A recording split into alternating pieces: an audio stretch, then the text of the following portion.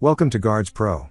In this video, we're going to show you how you can create and edit items for invoices or estimates. GuardsPro Invoicer lets you create invoices and estimates for all the services offered by your SecurityGuard company. Before you proceed to create invoices or estimates, you need to add the items to the system. For adding a new item, click on the Invoicer on the main menu and select Items from the drop-down. Now, click on Add New Item. On the next screen that pops up, simply enter the item name, add a description and hit Submit. A new item has been added to the list, which you can select while creating an estimate or invoice. After you've added items to the GuardsPro Invoicer, you can make changes to the service name or description if required.